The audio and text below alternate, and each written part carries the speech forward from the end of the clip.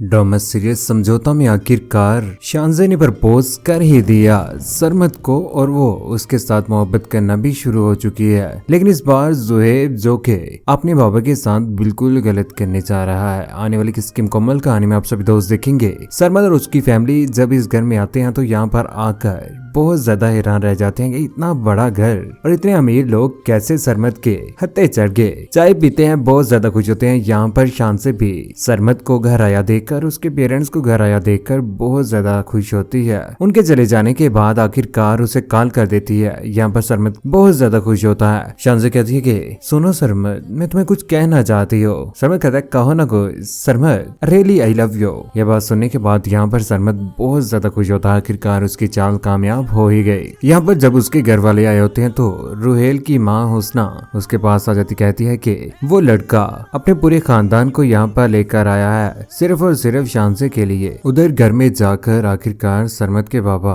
अपनी बीवी को कहते हैं कि उनका और हमारा क्या मुकाबला, हम बात करते हुए इनकार कर देते तो क्या इज्जत रह जाती।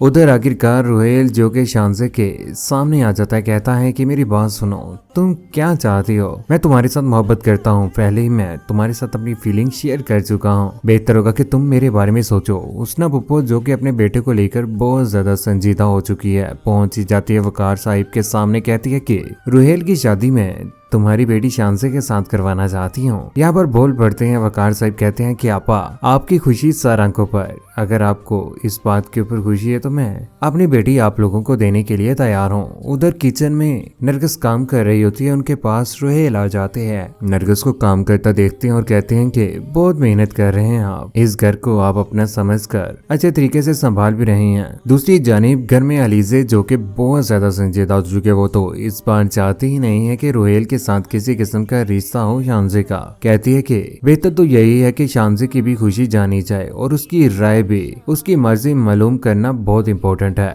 घर में असद अपने बाबा के पास बैठा होता है। यहाँ पर वकार साहिब बोल के कहते हैं कि मेरी बेटी कभी भी मेरी बात को टालेगी नहीं। न्यूज़पेपर पढ़ रहे होते हैं, लेकिन वहीं पर आखिरकार वकार साहिब को नोटिस भी दे दिया होता है। जुहेब जो कि मेहरीन के पास बाहर में बैठा होता है, अपनी बीवी को कहते हैं कि अब मैं भी वही करूंगा जो असद भाई ने किया है, और वो सब कुछ करके डैड की आंखों का तारा बने हुए हैं। क्या करोगे तुम? मेहरीन पूछती है। मैं अपने शेयर्स लेने के लिए कोर्ट के जरिए डैड को नोटिस भिजवाऊंगा, लेकिन ये सब कुछ करने के बाद जुहेब का बहुत बुरा अंजाम होगा, क्योंकि उसके बाबा के दिल में उसकी जरा भी इज्जत नहीं रह जाएगी। कौन कौन चाहता है कि रुहेल और शानसे एक हो जाएं, ना कि सरमत के साथ हो। सरमत सिर्फ और सिर्फ मोहब्बत करता है तो शानसे के पैसे के साथ करता है। जुहेब का बुरा अंजाम कौन को देखना चाहता है? नीचे कमेंट सेक्शन में अपनी मोहब्बत भरी राय का एहसान जरूर कीजिएगा। चैनल को सब्सक्राइब करने के बाद बेल का बटन जरूर दबाएगा। अपना ख्याल रखिएगा, दुआ में याद रखिएगा। अल्लाह हाफिज।